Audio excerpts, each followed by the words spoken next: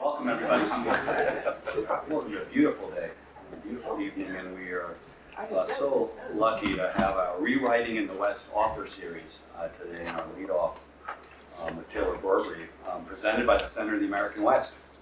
And tonight, Taylor Brorby and Professor Bud Coleman will help the Center fulfill our mission of illuminating the role of the Western United States in regional, national, and global issues. We bring together people to explore the ongoing complexities of and challenges facing the Western United States. And the Center has always done that and will continue to do that, hopefully for decades to come. Before introducing our speakers, I want to point out that you can find all of our upcoming events and information about the Center, past, present, and future, on our website. You find that going to that website. We do have one event I'd like to point you to. A roundtable discussion with a visiting French scholar and many of our CU faculty called the Texas Underground Comics on Friday, November 3rd at 5 to 6:30 at the UMC 386. If you need more information about that, go to our website, or we'll be sending out blurbs on that too. We'll post that information very soon. And I'd like to give a special thanks to our staff who have run the center and gotten us all to this point, and especially Tamar McKee, who has really taken the lead on this session and organized and again gotten us here tonight. I really appreciate all your help. It was a lot of hard work in this center. And now to the main event. Writer and activist Taylor Brorby is with us tonight, and we are so lucky to have him here. His work has appeared in major publications. He's also a named fellow at the Tanner Humanities Center, University of Utah. He tells me now at the University of Alabama, Birmingham. A big change. I don't know how west that is, but it's maybe west of Georgia. He most recently published Boys in Oil, Growing Up Gay in a Fractured Land, which he will sign copies for you after this presentation. And it's a memoir to me striking for linking the personal to policy, and also for its quite moving prose.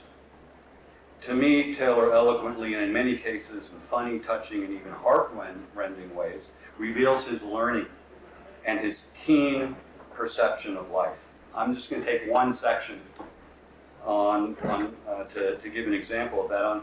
On taking St. Olaf College teacher Jim Farrell's courses in environmental history and ecology and American studies, Taylor learned the profound influence of stories, which I'm sure we'll hear more about tonight.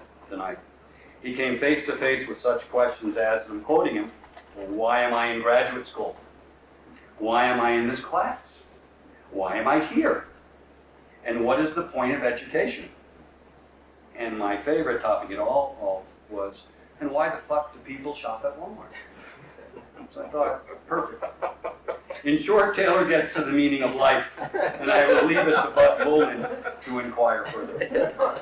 My friend and colleague, Professor Bud Coleman, the Roe Green Endowed Chair in Theater here at CU Boulder, is a well-known scholar and teacher and administrator. But of all his accolades since his time here, beginning in 1993, numerous productions, director, choreographer credits, publications, a Fulbright lectureship in Japan. For me, he is just as accomplished at being a caring, steadying hand, a calming influence, and just simply one of the nicest people in Boulder, maybe on earth for that matter. So let me turn this over to Professor Coleman and thank both of you, Bud and Taylor, for enlightening us tonight. Welcome. Thank you.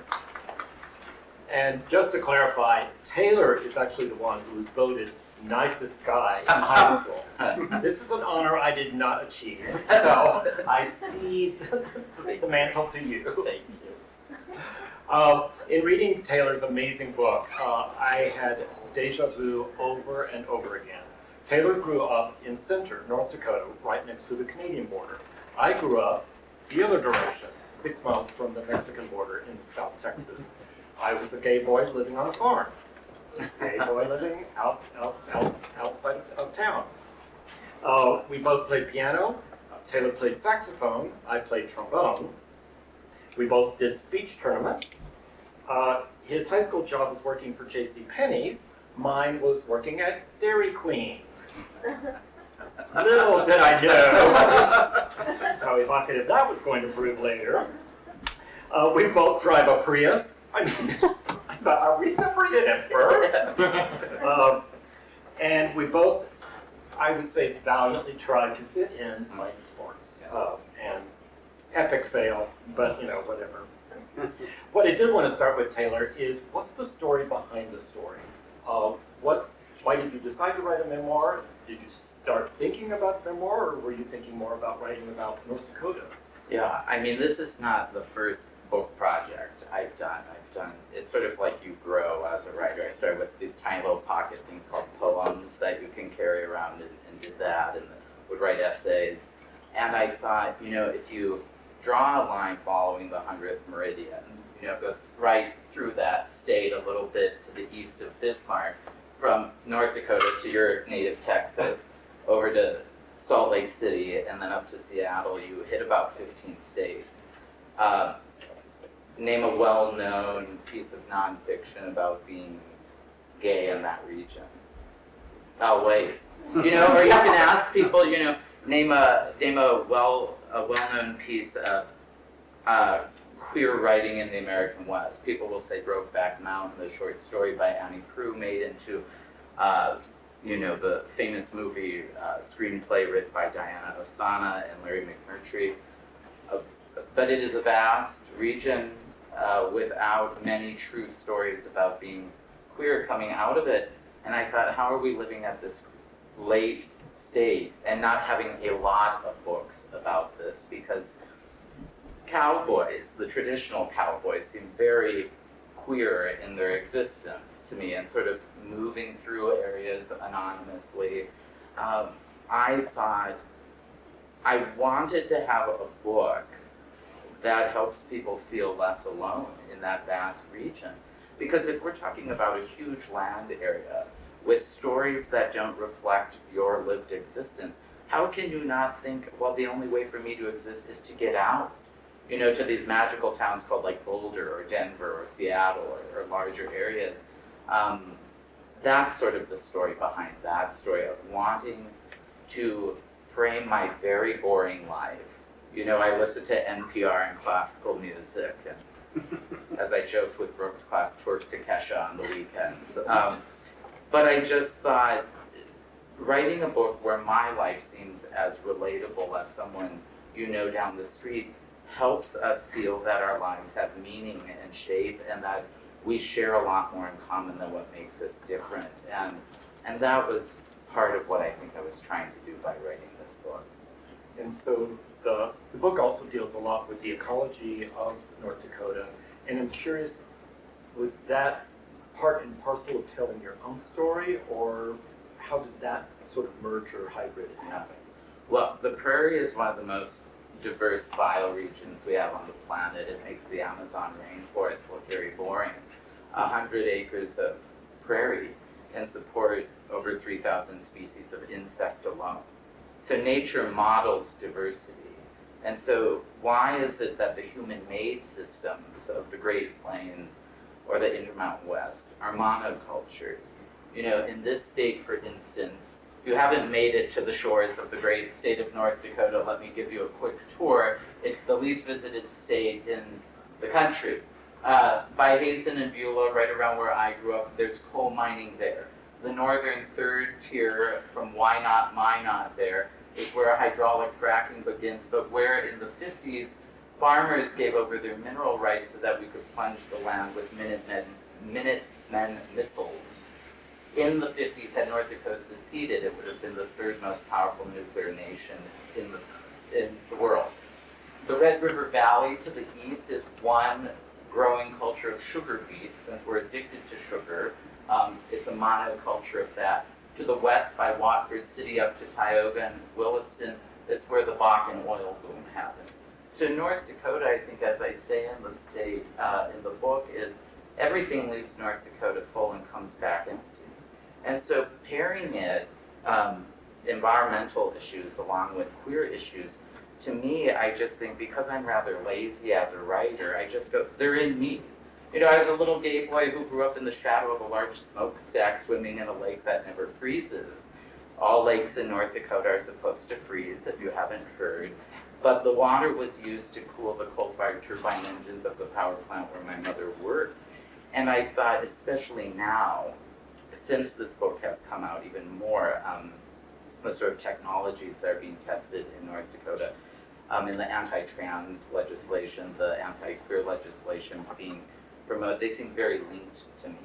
You know, let's get people riled up over pronouns and bathrooms while we continue to plunder the prairie. So it seems to be, my lived experience seems to be a case study in those two issues, and they seem very related in my mind. If you have a culture that's meant and predicated on destruction, even the people who benefit from that system have very broken lives. You know, North Dakota is every year ranks #1 as the drunkest state in the country, and North Dakotans aren't fine drunks. You know, they're drinking to quell something else going on, and I think that's the complexity of the situation we find ourselves in. Is I grew up with men who said Oliver County was God's country, but they made their money by unmaking that county. I think that psychic destruction ruins people's lives. It makes it very hard to live with the reality of how you have to put food on the table for your family. Yeah. I'll jump to that. I'm currently directing a musical called Working. It's based on Stokes Terkel's book, where he interviewed American workers. And I think in the very first page of the introduction, he uses the term the violence of work, which is pretty advanced for 1970s. And certainly reading your book, the violence of work is paramount. And I'm just curious what your take is. Let me get to this question. It's in here. That we're in an extracting economy, like you said, things leave and then they come back empty. We have created jobs that literally kill people. Yeah. But decade after decade, we allow that to happen. Yeah. What's your take on that? That's a big question. Yeah. Bud told me over breakfast, oh, I'm gonna throw you soft pitch, slow pitches here, and now I'm going to solve the world's issue very shortly, brilliantly. I mean, I think we're in such a pickle as a human society right now that we would create systems of existence that are predicated on the destruction of life writ large. I mean, much less human life, as you rightly point out. But we've been doing that for a while. If you look up there, that large Lake Sakakawea, just south of that dot called Garrison, is the Garrison Dam. There's a dam there, as there are along like Lake Oahe. The damming of the Missouri River was intentionally done where it was done to further take indigenous land away from native communities. You know, so we've been doing it throughout the 20th century. We've been doing it for a long time. We have the cavalry and things like this, based on the destruction of human life. Now it looks that we're sort of completing the loop on so sufficiently polluting the planet that we're taking many species along down the drain as well. I think it's that we have seen such a tidal shift in the 20th century with the weakening of unions or the dissolution of that now it is the privileged of the very powerful few at the expense of all of us.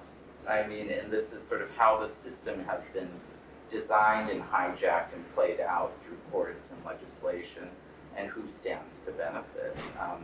And I don't think people consciously want work that harms themselves, their communities, hopefully the planet if they think magnanimously. But these are what we've inherited. And to opt out of that system is very difficult in modern American life. You know, I depend on plastic to keep my little mechanical pancreas working. I want to stay alive, you know. There's a cost to these things, but at what scale is probably part of the question you're asking too, about how much enough is enough. Could we exist differently? Could we live in more kind ways, bioregionally, and thinking differently about the systems we've created? And when these jobs quite often are very well paying, it's hard to turn that down when you need to family. Well, and in a boom and bust cycle, which is the history of this part of the world, I mean, that oil boom, which brought me here 7 years ago to the center of the American West, has busted, but when the Bakken oil boom started in about 2006, the previous oil boom in North Dakota had busted in 1980. It took 26 years for the town of Williston to pay off the debts it had accrued from the last boom. So they benefited that a new boom came to, insert a huge amount of cash and revenue to the region, but at what cost? By 2016, Duke University confirmed that the Missouri River is radioactive. 10 million people depend on that river for their drinking water. It waters the breadbasket. So these are big questions, and they're poisonous topics. I wanted to go back to the structure of the book. The chapters in the first part of the book, when Taylor's talking about his childhood, are relatively short. Some are 6, 9 pages, and I think they're brilliantly written. I think I found them very self-contained. They told a story, beginning, middle, and end. But as the book progresses, the chapters become longer. And I was just curious, was that a conscious choice, or had you written for a while and then went, oh, yeah, look at that? I'll tell you it was conscious, but it really wasn't. My quick quip is that this book is structured like the short grass prairie. So you get writing of different lakes to mimic the bioregion in which it is set. So there are tall grasses on the short grass prairie, very few. But the actual answer to your question is I write completely by intuition. I just sort of, John Steinbeck said you begin with the first word and then you write like hell to write 400 pages, and that's kind of my motto with these things, and sort of revise ruthlessly and things like this. But I thought, the shorter sections that are more natural history, for instance, I didn't want to write 30 pages of that where people would kind of say, well, get me back to this other thread. And so I thought there were these ways of inserting these short bursts or jolts of energy throughout, and hopefully that was pleasurable. I found it very pleasurable, absolutely. Taylor grew up in Center, North Dakota. Did you go back to Center when you were writing? Each time I visit North Dakota, I normally take a spin through the hometown. Which takes all of about 10 seconds to drive. I mean, I really wish I were kidding you. There's not even a stoplight in the home county. It would take me 10 minutes when I was about 5 to ride my bicycle from one end to the other, so it's very small. It is very small. And it is sort of a wonder where I grew up. I mean, it is, no one's been there, relatively speaking. It's not, our most famous person is a 15-year-old girl whose memorial I crossed every day because she died in the 1920 blizzard protecting her 2 younger siblings. So I thought, okay, the most famous person in my county got killed, in a blizzard, and that's it. That's where I come from. And so it is this little known, forgotten place if it was ever known.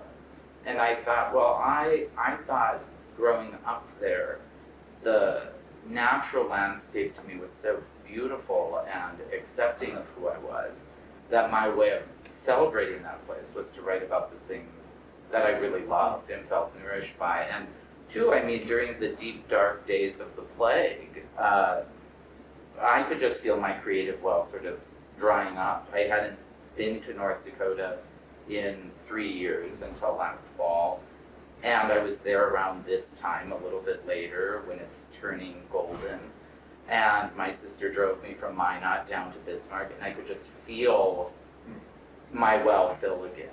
So I don't go back to hang out with people.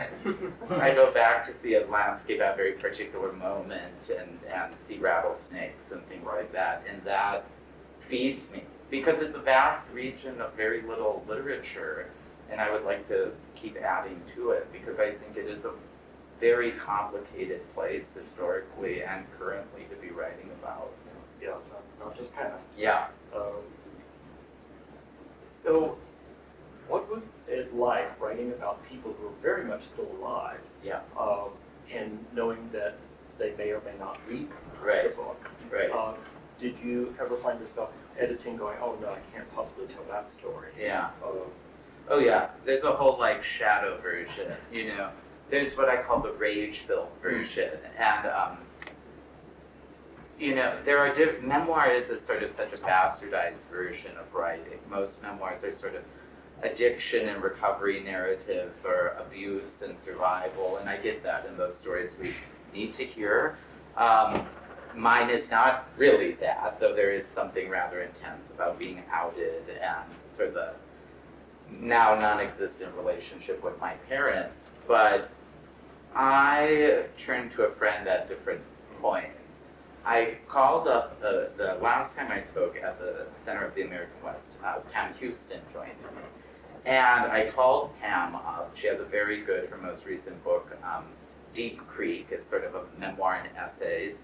And she had a very traumatic upbringing, very abusive parents. And I said, Pam, how do I write this, without sort of saying, I want you to take my side in this. She said, you cannot do that to readers. You have to present the evidence. And if you do it well and tell it neutrally, they will most likely have the reaction you want them to have. And so mine was sort of, rarely do I like things that are weakened, like I grew up with weakened coffee, I like full, robust flavors. But I thought this is maybe a time to sort of tone things down, and to not, I wasn't writing a book.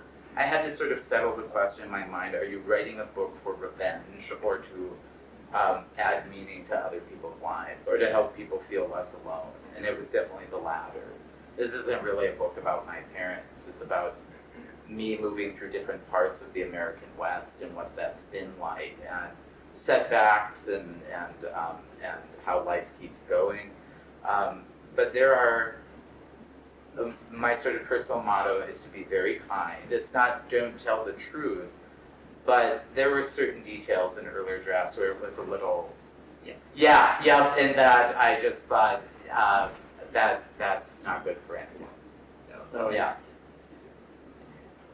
I mean, Taylor does have, unfortunately, it's still present tense, a difficult relationship with his parents, but I think it's the next to the last line in his acknowledgments read, my parents who had a difficult journey, but who tried.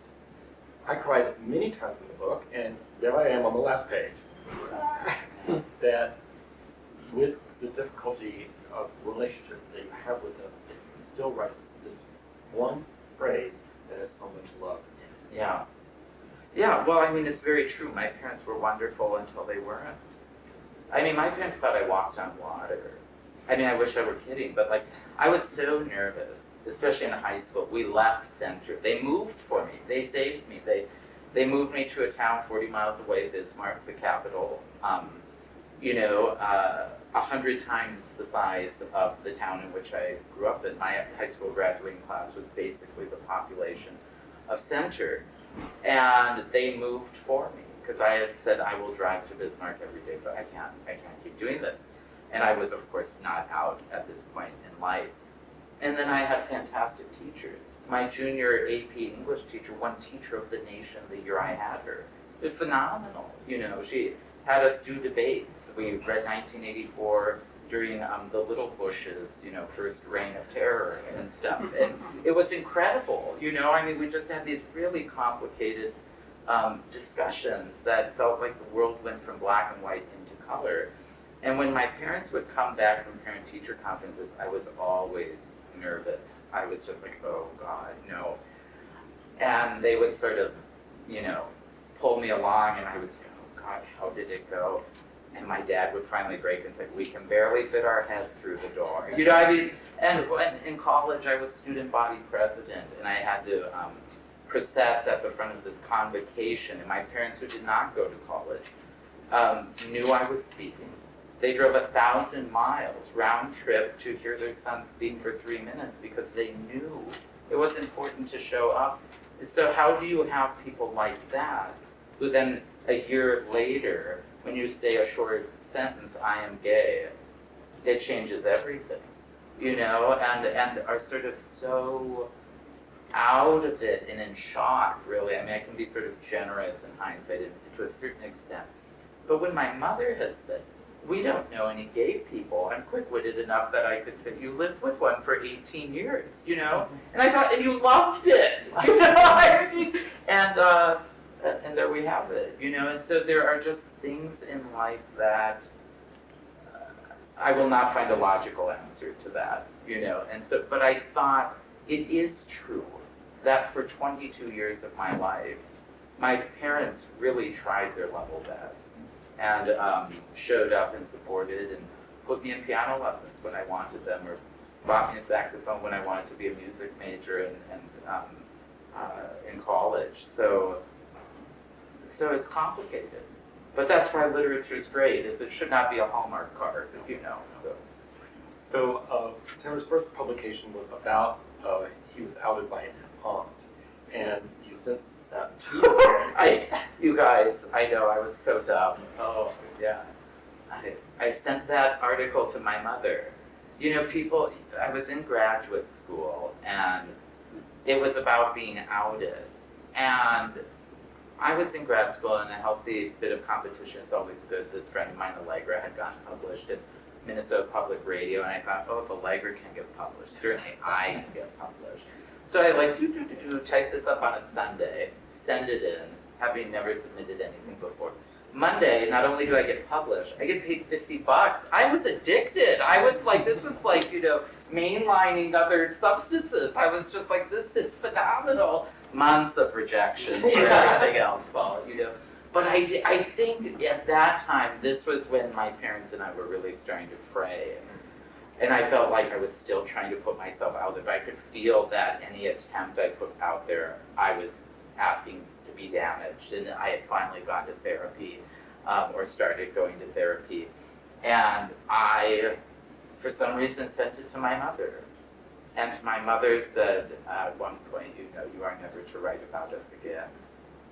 Well, I didn't listen very well, you know, but I mean, I think that was more of like a cry at that point of just sort of saying, you know, I'm really hurt and I need to find some ways of expressing that, you know, and I come from such a culture where violence begets violence, you know, generational trauma, and so it's sort of be quiet, suck it up, don't talk about it, and just move forward, and you, at a certain point, you either transcend that to try to find healing, or you become a compromised human, you know, and I have a lot of relations who have not evolved in ways that would be helpful to them because they've just stuffed it down over decades.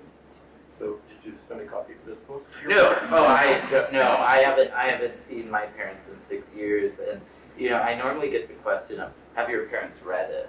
I said, well, I don't know, but they certainly know it exists. I mean, I'm sort of the either most beloved or most hated man in North Dakota right now. You know, I sort of shamed North Dakota's legislature earlier this year in the New York Times with its anti-library legislation, and there's no way you can sort of be in that state if you listen to the news and not know this book exists. I mean, that's sort of self-serving, but there are so few books coming out of the state, and every bookstore carries it. And my nephews each have a copy of it, so they see my parents, and so I'm sure, oh, Uncle Taylor's book, you know. So I don't have I did not send one to them. That would have felt like tickling a sleeping lion or something. And I just thought best not to do that. I won't send one. Yeah, thank you, Bud. Yeah, thank you. Unlike the reaction that his parents had, both sets of his grandparents were very supportive.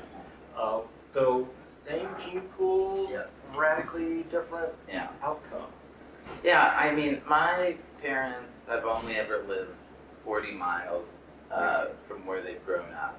I've sort of realized this. They've never had to completely make new friends. You know, when you sort of leave where you come from, not that I am saying leave and never return, but leaving at some level is a good thing because you have to learn how to get along or make connections or maybe be open to new people in different ways. And I think if you haven't experienced that. Not that this is always true, but it feels like that in my parents' lives, that they're very insulated.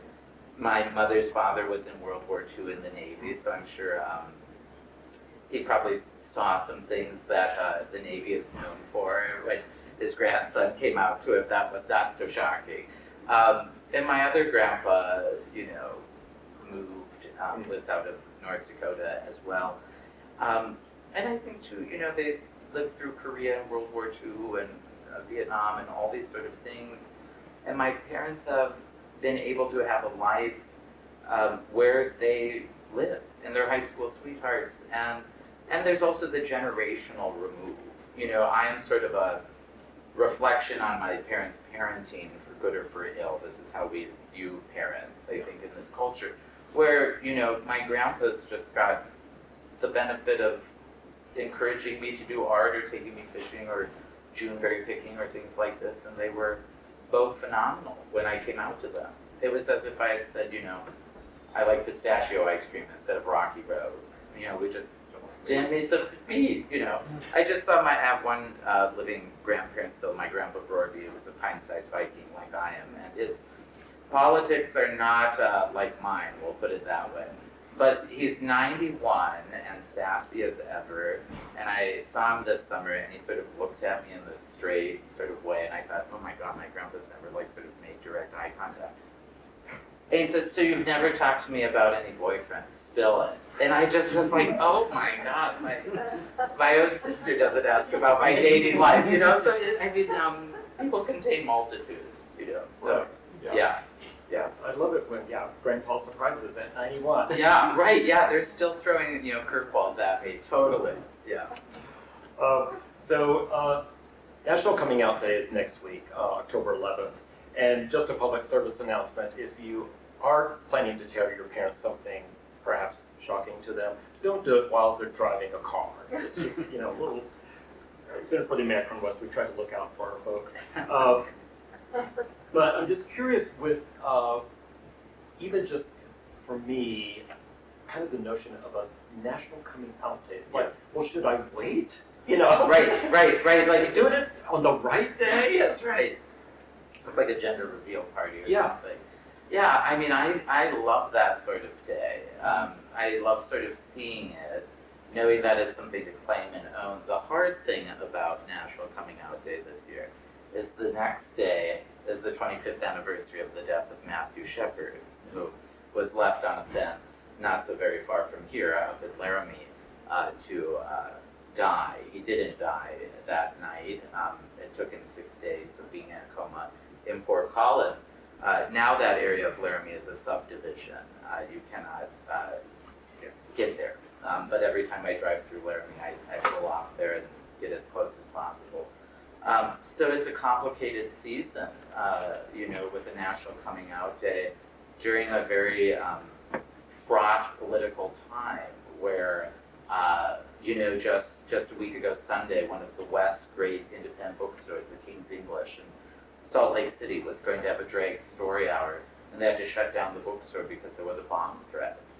When I was living in Salt Lake earlier this year, in January, there was an all-age drag show at a tea shop with Proud Boys outside, heavily armed, saying, well, we're here to, protect people. And, I don't feel very safe when that's happening. 2 weeks from now, I go back to North Dakota and speak in Why Not, North Dakota, which is a stronghold for the Proud Boys. It's, these things are not easy, and so I think part of a National Coming Out Day, what to me is so revolutionary about something like that, is people can choose to come out on their own terms, and it can be a big day of celebration. And I mean, what a great thing if it's your first time sort of identifying whoever you are, to know people are cheering you on. I mean, that is, I refuse to become cynical in complicated times, because there are still incredible moments of joy to be had in this. The water's fine, that's how I like to think about it, yeah. Right. Just another sidebar. There's a fantastic play based on Matthew Shepard's story called The Laramie Project. it's actually currently playing at the Urbana Center now through November 5th. So it's, I'm sure this was no accident that they chose to do this on the 25th anniversary. The play was actually commissioned by the Denver Center and was I think, incredibly bold thing because it's very much documentary theater where the performers, actors went to Laramie to interview the people who knew Matthew, who lived in Laramie, and to hear one of them say that things like this don't happen here. And then somebody else, her friend, said, it did happen. So how do we live with that? Yeah. So, I want you to tell us about Medora, Okay. North Dakota. Yes. According to Taylor, is the gayest town in the West. Now, I don't know about you, but I want to know. What did it do to deserve that accolade? There's a funny story of, you see a book, and when I was younger, I always thought, oh, someone just sat down and moved words, and this is how it came out. This is not true, My editor wanted me to play it safe, and he had some line in there. Medora, North Dakota could be the gayest. I was like, that is like decaf coffee, which I know you drink, but I'm sorry. But I am just like full caffeine, And so I thought, no, we're going to claim it. It's like Leavenworth, Washington is very campy in Bavaria. And I was like, I'm mistaking my flag here. But North Dakota's Medora, just right over there by Theodore Roosevelt National Park, just west of Dickinson, has about 150 year-round residents. But it is a company town. The Medora Foundation runs everything in that town. But there is an outdoor amphitheater there where the Medora musical happens every night during the summer. And it's literally called the Burning Hills Amphitheater. There's saltwater taffy, you can get old-time photos, there are cowboys, and it's just very kitschy the whole time. And when I was living in Dickinson doing some journalism work, it was the first time in 2014 I had gotten a smartphone, which feels very recent to my mind, but it's nearly a decade ago now.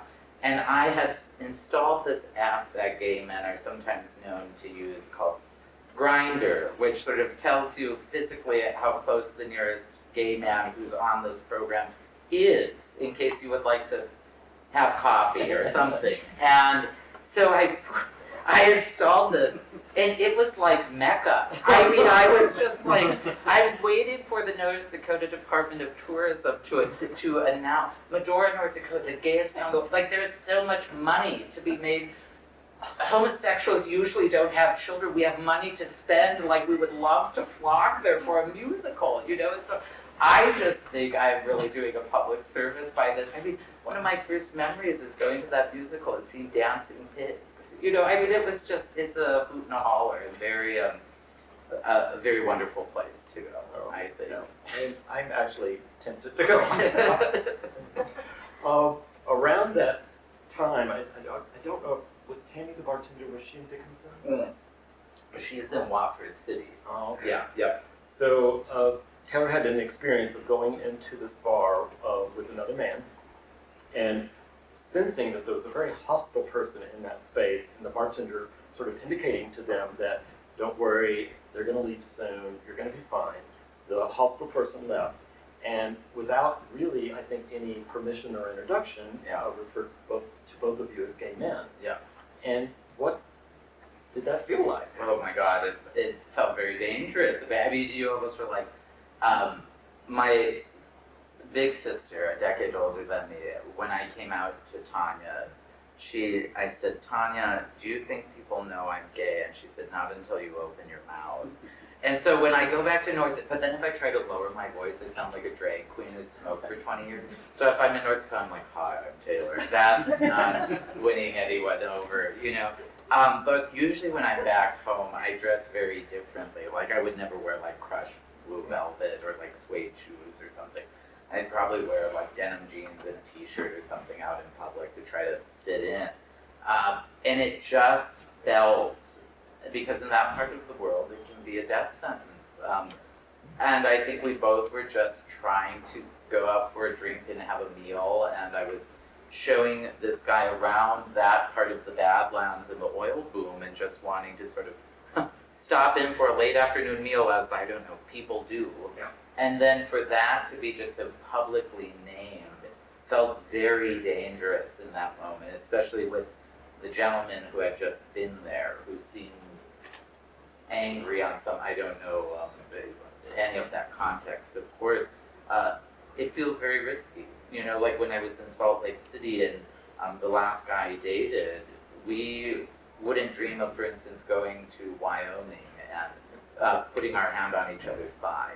You know, I mean, you just know how to navigate in spaces depending on, you just never know.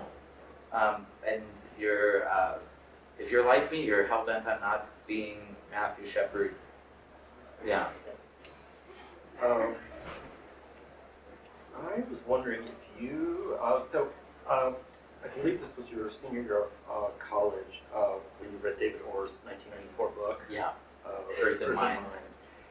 And in the book, he posits, I think it's a split point, the quote, it is a myth that the purpose of education is to give students the means for upward mobility and success. And you sort of like, well, I thought that was the purpose of education. Yeah. Actually, go ahead and there's another section that you quote, if you don't mind reading Yeah. that. There. This part. Yeah. Okay. I'll start just a little bit above there. You all need to read this book if you haven't. I still teach it, and now it's nearly 30 years old, and it's still very, very relevant in the landscape of education.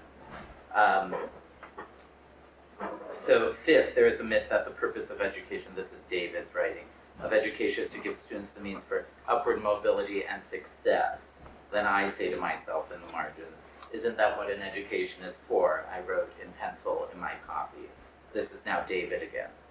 The plain fact is that the planet does not need more successful people, but it does desperately need more peacemakers, healers, restorers, storytellers, and lovers of every kind. It needs people who live well in their places. It needs people of moral courage willing to join the fight to make the world more habitable and humane. And these qualities have little to do with success as our culture has defined it. Yeah. I mean, I weep over that. I mean, that was such a life-changing, it had been crammed down my throat that the only reason I really got permission to go to college, I was never encouraged by my parents to really do this, but education was the only way I could see to get out of the state in which I was raised, you know, and to sort of try to explore a more full way of being myself. And so it was understood that I would become a medical doctor or a lawyer or something that would make infinitely more money than what my parents did.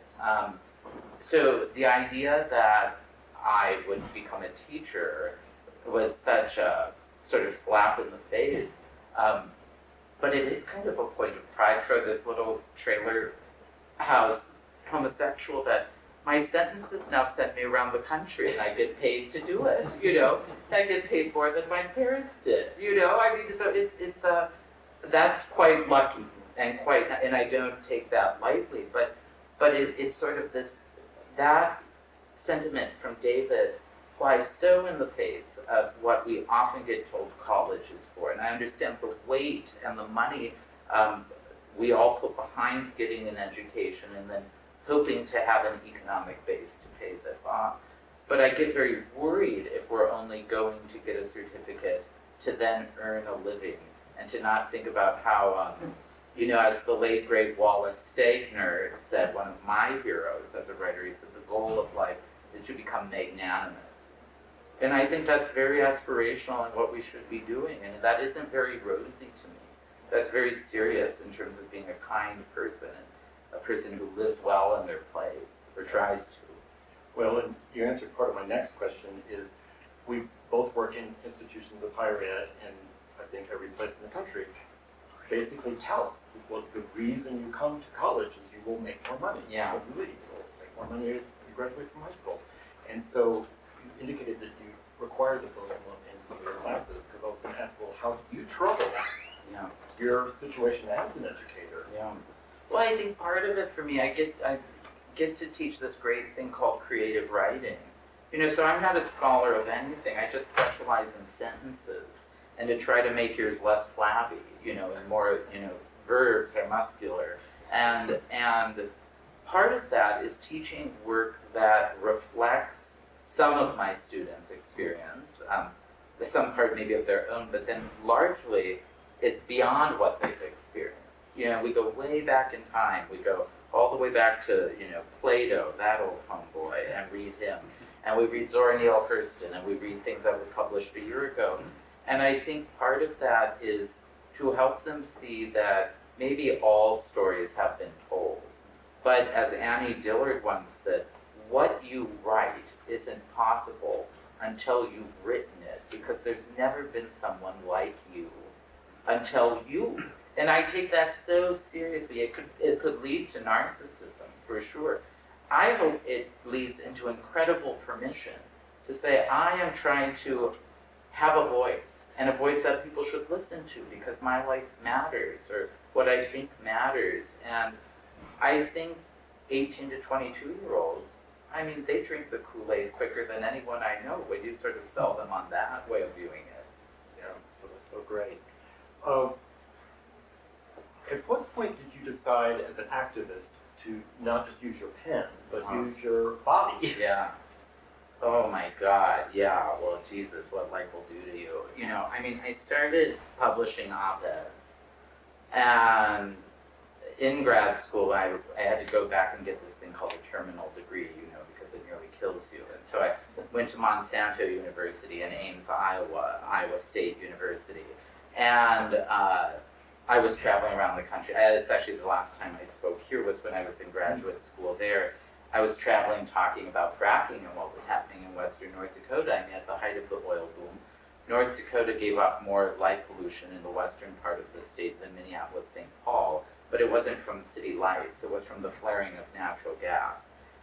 Because that's what the system rewarded. Natural gas was worth less than oil, so we could afford to burn it off, which was a cleaner way of getting rid of it than taking the time to capture it. So I was traveling around. I'd assembled, a chorus of about 50 writers, co-edited this anthology, sort of a good doorstop called Fracture, that brought me here, and was traveling around Iowa. This is when the pipeline wars were starting up over the Dakota Access Pipeline, for instance, and it just wasn't working. Sometimes you have to be naive enough in your activism to think, if I write a really good poem, it will wake people up. Because poetry has done that. It's why we read it at weddings and funerals and at baptisms, at protests and things like this. But it wasn't working, or I couldn't write the right poem. I went back home to this place now people know, Standing Rock, but I grew up, at 5 feet 6 inches, which I stopped growing in 8th grade, playing basketball against the Standing Rock Reservation. So I knew about Standing Rock before the rest of the world knew about Standing Rock. So I went in 2016 back home to the protests at Standing Rock when there were maybe about 600 people there, before it grew to 10,000. And then 2 weeks later, between teaching days as a graduate school, I had to sort of skirt the issue with my students. I said, tomorrow there's going to be an event that I'm going to. And I might do something where I'm no longer in control of when I can come and go. So if you don't receive an email by this time tomorrow night, it means I've not been able to leave the place that I have been taken to, that we will not have class up there. I was like, do you understand what yes, we understand, we got it, and I was like, because I dare not say it out loud, especially because the institution was implicated in that. But the real reason that I then was the first person arrested over the Dakota Access Pipeline, Iowa, is because in 2016, as I had said earlier, the Duke study had revealed that that river, my home river, was radioactive. And at the time, my nephews were much younger than they are now. And I thought I was trying to go through the motions of write a letter to the editor, show up to town meetings, travel around the country to speak and tell people what I had seen. And it wasn't working. And I wanted that when my nephews were older, in their late 20s, like I was when I got arrested, I wanted to be able to look them in the eye when they said, Uncle Taylor, why didn't you do everything you could? To know that for me I had, or I thought so. You know, because we sometimes romanticize being arrested. It is the loneliest experience I ever had. I mean, there were 4 entrances. There were 36 of us originally who had blocked 9 at each entrance. The governor had called in state troopers to sort of escalate the situation. We were given one final warning. No one in my entrance stepped out of line, but 6 other people did, and I cannot begrudge them. I didn't even think that was an option, you know, but I thought, what if the person next to me had stepped out? I couldn't reach over to Julia, whose hand I was holding, and say, no, get back. You can't do that to someone. And then I wasn't in control of my body, you know, and there is a video, though, of when I got arrested, and my aunt messaged me later, and she said, Taylor, you smirked after the handcuffs were on you. Why was that? He said, well, the state trooper, you know, put me in handcuffs, and he said, oh, but don't worry, I can loosen them if you like. And I did not say, I can even bite my tongue. I said, what I thought about saying was, oh no, officer, I've always wanted a big, strong man to put my hands behind my back. You know, but I thought, not the time to say it, Taylor. Read the room. Read the room. Read the room. Read the room. Yeah, this is not the time to be clever. No. Oh, no. Well, I learned many, many things reading your fabulous book, and one that did make me stop and run for the dictionary was and I don't even know how to pronounce it, a seat of badgers? A seat of badgers is the term for badgers. You know, like what is it, a congregation of turkeys, a murder of crows is a seat of badgers. I did not know that. Yeah. I love looking those nerdy things up too, you know, like what is a group of this called, you know? One of my favorites is Parliament of Owls. That just makes me happy. Yeah. And it came, I didn't know this, but it came from Chaucer. Yes, something called Parliament of Owls. That's perfect. So who made up those, you know, Terms? Oh man, is there a scholar in the room? Someone save me. I do not know. I mean, it must come from far back in literature. Yeah. You know, I mean, like, many of our phrases go back in the English language either now still to Shakespeare or to the King James Bible. Mm-hmm. Like the term, you know, the phrase "in a twinkling of an eye" Mm. comes from the King James Bible. So part of the decree that the king had put out was to use heightened poetic language in that translation. So it might go far back. Who's to say? I loved it. I loved Yeah. it. I will never forget it. Oh, what are you working on next? Oh God, you guys, I just have no life. Oh my goodness. The longest relationship I've been in has been with my yellow legal pads. I still write by hand. You know, research now shows if you write by hand, you make more imaginative leaps.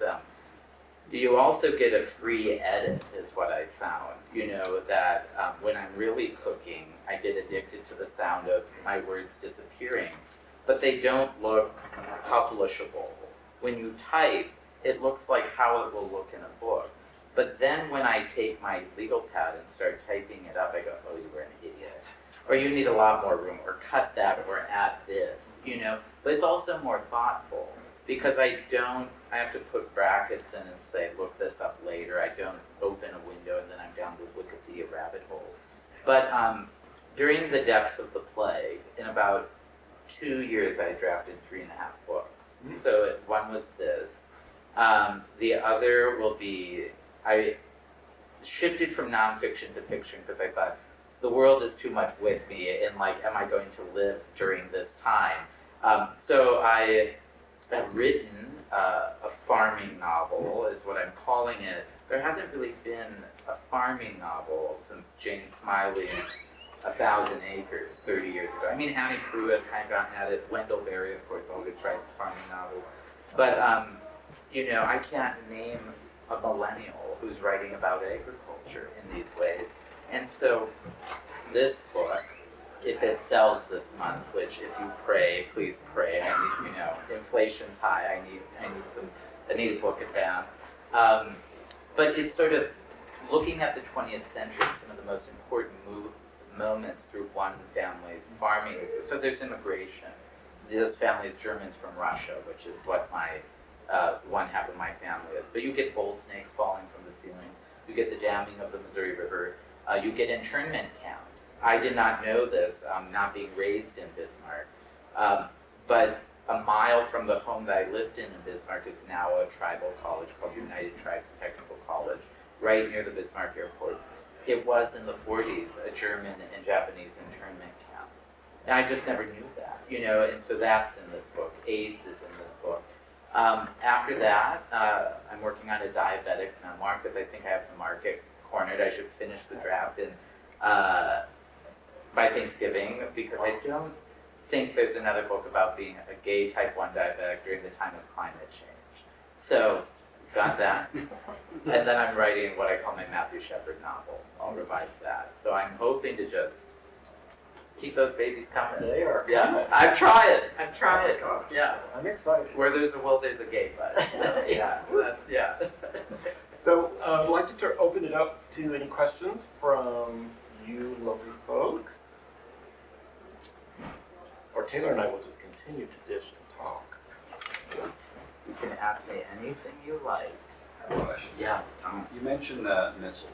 Yeah. So what's the impact there? I mean, you might have mentioned in your memoirs too, but is that as big an influence as the oil? No, not anymore. So many are decommissioned. So there are maybe only about 150 missiles now, compared to several thousand in the 50s that were pointed across the Arctic ice sheet towards Russia, which is sort of ironic given our near recent history and our views on Russia and this country. But you can go to abandoned missile silos. There are fabricated, sort of deceptive houses. You can kind of pick them out once you know what to look for with sort of reflective glass that it's not a house that has anything in it. You go into an elevator and then 6 stories down are 2 missileers. And so there are about 300 missileers employed in North Dakota right now, just in case. But so far, it's not even really much of the conversation right there. Relatedly then, you're too young for it, but the Cold War. Yeah. Any of your relatives, grandparents, was there an effect of the Cold War in Oh. North Dakota? Oh yeah, I mean, North Dakota is sort of this odd way when it comes to world events because we're sort of the last to hear about it and get to it. And so, I mean, I think it was just more the patriotic duty of, saying, okay, this is the enemy. I mean, this is why farmers gave up their farmland, was to sort of say this is part of our duty and we're being told that this is the shortest distance to get to Russia is our part of the world and so therefore we will do it. And many of the farmers at that time had probably served in World War II or had children that had. And so I think it had a real sort of chilling effect as the Cold War does, but now it's sort of like the ghosts of it are always there. You can see sunflowers growing right near missile silos. It's kind of an odd image, but yeah. Thank you. Yeah, of course. Please. Your nephews still live in North Dakota? Yep, all 4 of them do. 18, 15, and twin 13-year-old boys. Yeah, they do. I wish my sister would move, but she's planning to after they graduate high school, and I keep thinking, I know it's hard to uproot children, but why are you waiting? Move to Minneapolis or Denver or, somewhere. But they're there. They're the reason I go back. So I think honestly, if they weren't, I now get invited back to speak and stuff at different, librarian events or things like this. But if they moved, it would be very rare for me to go there, I think, honestly. Yeah, sort of an odd thing since it's a big topic in my mind, but that's kind of the truth of the matter. Yeah. So I may have heard this incorrectly, let me know if I did, but when you were talking about your Steinbeck approach to writing, starting with the first word and just letting it rip, I think you said the early drafts of explaining the interactions that you had with your parents maybe weren't quite so neutral as what made it into the book. getting those words down in those early drafts, did you, what did that make you feel? Did it feel cleansing? Did it change your perspective of your parents at all? I think almost any book you see was actually at one point much longer than it is in the finished form. You have to overwrite to then sort of say, there was 40 pages about Standing Rock in this book, and I chose to take it out. There are different viewpoints on this in the time in which we're living in modern American letters. The well-known writer Roxane Gay would say, white people stay in your lane. And then there might be someone, more like Louise Erdrich, who would say, well, why aren't you writing about indigenous issues, And I would keep coming back and say, well, what is at heart? I'm not trying to reduce what I write about to one stock sentence. But if this is about my life and being gay and everything I lived through is related to that, of course, how many words do you want to devote to contextualizing the American Indian reservation system, the history of Standing Rock as I understand it? Can you kind of not get into the weeds, but that becomes a very big book. Like, for instance, there are brief references to me being a type 1 diabetic. And a friend had said, well, why didn't you really write more about that? And I thought, well, then we'd have a 600-page debut memoir by someone no one's ever heard of. That's a very hard book to sell, And so I think it was sort of saying at one point with stuff about my parents, what about them do I want in here? What is also a vivid illustration of them, rather than a sort of micro-revenge story. There were just random different topics, too, that had too many things about council meetings, and so you started to start to pare a book down and sort of go, if I'm getting bored with this, the reader is certainly going to get bored with it. So I think that was part of that process.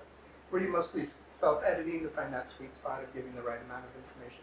Well, I'm fortunate to have a good old-fashioned editor, and he definitely gives his opinions. He actually gets in there. Most editors don't edit actually anymore. This guy's a very different generation, so I'm very fortunate. But he'll say, could we really get a little bit more of this perspective here? Maybe shade this in a little bit more.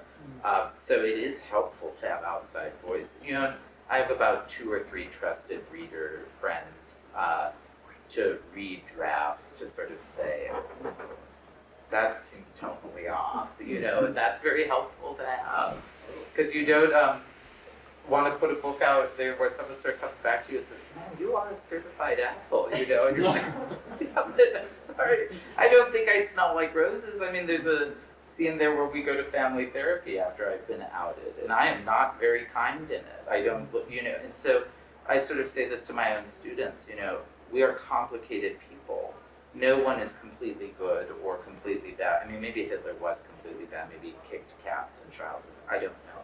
But most people are more complicated or have deeper layers there, and I think we're trying to show those. So I am not always the most enlightened, kind man in all situations. So it was important to me, rather than thinking even about my parents in that moment, to reveal more of an unsavory side of me in that time. Yeah. So you talked a lot about monocultures and oil fields and hydraulic fracturing. Are there any examples of anything you would like to see mimicked? Any good examples of biodiverse farming, or as opposed to changing, agriculture back to the prairie, talking about livelihoods here? Yeah. What have you seen that you'd like to see replicated? Well, I think that is the big metaphor of my life, is I'm so glad to be from the prairie because it is so diverse, and it proves that nature thrives in diversity. Mm-hmm. It's just like people's retirement portfolios. You want diversity, my God, what happens to you? 25-year-old me would be like, I hate the version of you that you are now, Taylor. You want a variety of stock options and things like this, stability and diversity. One of my big heroes from the state of, in sustainable agriculture, for instance, since I went to Iowa State, the 3 big pillars in sustainable agriculture are Wendell Berry, Wes Jackson, the 2 probably most well-known, and then Fred Kirschman, who's technically what's called a biodynamic farmer, which is more like organic on steroids. And Fred was doing this back in the 70s. And I can't quite give you a model, but it's more ways of thinking. I once asked Fred is about 1 billion right now, he's nearly 90. He has a PhD in religion. He was Paul Tillich's chauffeur in graduate school. Incredible, just sort of wild variety. I once asked him, I said, Fred, how did you come to this mindset about biodynamic farming? And he said, well, I asked my father at one point, what he thought about it. And he said in the 40s, when the late great writer Paul Bruca would say we started making the countryside safe for machines and removing people from the land. He said, I found there were more inputs and the soil lost its fertility than if you planted a diverse type of crops organically and used manure and things like this. And his father had said to him something very simple: if you take care of the soil, it will take care of you. But we're certainly not doing that. The Red River Valley is blowing away. If we don't have topsoil, we can't grow food. And that's what modern, what's now called conventional farming, is predicated on. So I think it's more if we had ideas that drove our models rather than bottom lines. I get that we live in a system of economic exchange, but we are literally we have no clue if our big brain species will continue it. Nature might reveal that this type of animal is not appropriate to the planet's existence, and I would like us to be around to make beautiful art and stuff.